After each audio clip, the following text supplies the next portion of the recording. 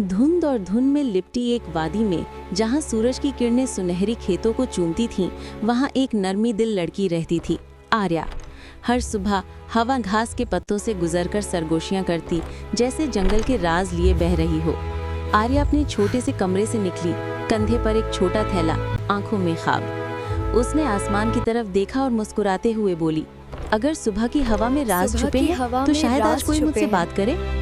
वो खेतों में चलती रही, शबनम चमक रही थी, परिंदे उड़ रहे थे, तितलियां उसके गिर्द नाच रही थी। सब कुछ जैसे जिंदा हो, जैसे खुद फितरत उसकी बात सुन रही हो। पस मंजर में हल्की साजीने की धुन बज रही थी, नरम तारी, मध्यम घंटियों की आवाज जो फजा में जादू घोल रही थी। जंगल के दरख्त ऊंचे और पुरअसरार थे। सूरज की रोशनी पत्तों के दरमियान से छन कर आ रही थी और हर जर्रे में सोना घुल सा गया था। अचानक एक हल्की सी गूंज सुनाई दी, जैसे कोई हवा में बोल रहा हो। आर्या रुक गई। कौन है? उसने धीरे से कहा।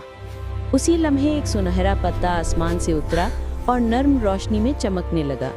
आर्या झुककर उसे देखने लगी। ये चमक रहा है? उसने हैरत से सरगोशी की। पत्ता मजीद रोशन हुआ, उस पर नन्हे नन्हे निशान जगमगाने लगे, जैसे किसी पुराने जादू की तहरीर हो। तब एक आवाज गूंजी, नर्म मगर शरारती, एहतियात करो इंसान, वो आम पत्ता नहीं है। दरख्तों के पीछे से एक लोमड़ी नमूदार हुई, नारंगी भर की चमक और आंखें जमरद की तरह सब्ज। आर्या चौंक गए। तुम बोल सकते हो? लोमड़ी ने मुस्कुराते हुए कहा, बस तब जब कोई मुझे छू ले या जादू बेदार हो जाए। सुनहरा पत्ता हवा में तैरने लगा, उसकी रोशनी आर्या और लोमड़ी के चेहरों पर नाचने लगी। लोमड़ी बोली, तुमने तकदीर का पत्ता छू लिया है, अब ये तुम्हें चुन चुका है। आर्या ने घबराकर पूछा, चुना है? किस लिए चुना है? लोमड़ी ने दुम हलाई और चिंगारियां फिजा में बिखर गईं। कभी ये बद्दुआ बनता है, कभी मुराद, सब तुम्हारे दिल पर मुनहसिर है। हवा तेज होने लगी, दरख्तों की रोशनी बदल गई, सबसे सुनहरी, सुनहरी से नीली। पत्ता ऊपर उठा और आसमान में एक चमकता हुआ दायरा बना, जैसे रोशनी का दरवाजा। आर्या पीछे हटी, आंखें ढांप कर बोली, ये क्या हो रहा है? लोमड़ी चिल्लाई, तकदीर का दरवाजा खुल रहा है, आंख मत झपकाना। अचानक रोशनी के तूफान में दोनों उड़ गए और चमकते हुए सितारों के दरमियान घूमने लगे। पीछे सिर्फ जादुई साज बजता रहा, घंटियों और हवा की गूंज के साथ। दूसरा जहान। दोनों नरमी से उतरे, जगमगाते फूलों के बिस्तर पर जब आर्या में आंख खोली, उसने एक नया जहान देखा।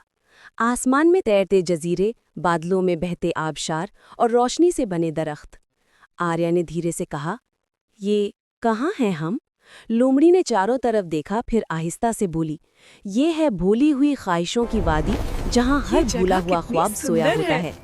आर्या की आंखों में चमक थी, जैसे सितारे उसके दिल में उतर आए हों। ये तो खूबसूरत है। लोमड़ी हंस पड़ी। अभी तो तुमने जादू देखा है, जादू गर्नियों को नहीं। ये दूर बादलों में गरज हुई और उनकी शक्ल एक चेहरे जैसी बन गई, एक देव की जो आसमान से नीचे झांक रहा था। तभी गहरी पुरअसरार आवाज गूंजी। यूं शुरू हुई आर्या की दास्तान, जहाँ जादू तोहफा नहीं, एक इंतखाब है। इस प्रकार आर्या की यात्रा शुरू हुई, जहाँ जादू कोई उपहार नहीं, ये एक विकल्प है। दूसरा जहान। दोनों नरमी से उतरे, जगमगाते फूलों के बिस्तर पर जब आर्या में आंख खोली, उसने एक नया जहान देखा। आसमान में तैरते जजीरे, बादलों में बहते आबशार और रोशनी से बने दरख्त। आर्या ने धीरे से कहा, ये कहाँ हैं हम? लोमड़ी ने चारों तरफ देखा, फिर आहिस्ता से बोली, ये है भूली हुई ख्वाहिशों की वादी, जहाँ हर भूला हुआ ख्वाब सोया होता है। आर्या की आंखों में चमक थी, जैसे सितारे उसके दिल में उतर आए हों। ये तो खूबसूरत है। लोमड़ी हंस पड़ी। अभी तो तुमने जादू देखा है, जादू गर्नियों को नहीं। दूर बादलों में गरज हुई और उनकी शक्ल एक चेहरे जैसी बन गई, एक देव की जो आसमान से नीचे झांक रहा था। तभी गहरी पुरअसरार आवाज गूंजी। यूं शुरू हुई आर्या की दास्तान, जहाँ जादू तोहफा नहीं, एक इंतखाब है। ये तुम्हें अंदर खींच लेगी। माँ,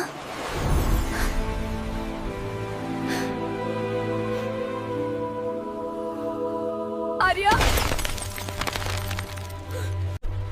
मैंने कहा था देखो मत।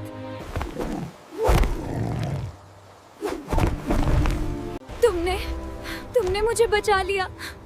धन्यवाद मत दो, मुझे बस तैरना पसंद नहीं है।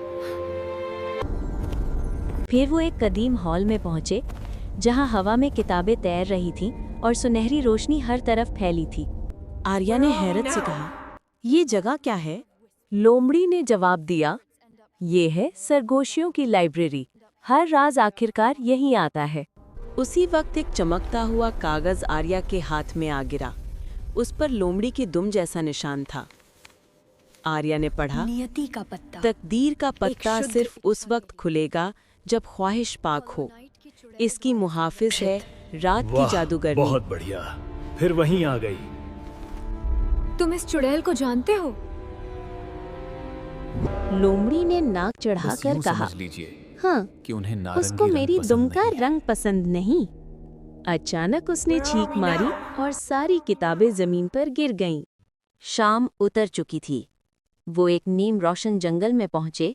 धुंध चमक रही थी, दरख्त साकित तुम्हें थे। लौटा दे। फिर एक आवाज आई, मध्यम मगर लौटा खौफनाक, दे। पत्ता वापस कर दो ये लौटा उससे दे। पहले कि वो तुम्हें वापस ले जाए। आर्या के बैग से सुनहरी रोशनी फूटी। वो घबरा गई। कौन है? कौन कौन बोला वो? मेरे पास रहो। कोई जवाब न मिला, सिर्फ सन्नाटा और धुंध से एक साया उभरा, आधा इंसान आधा रूह। फिर रोशनी में गुम हो गया। लोमड़ी ने धीरे से कहा, ये जगह महफूज नहीं, यहाँ की यहाँ साए भी परछाइयों के सुनते हैं। कान है। उन्हें खबरदार किया गया था, मगर तकदीर उन्हें पहले ही सुन चुकी थी।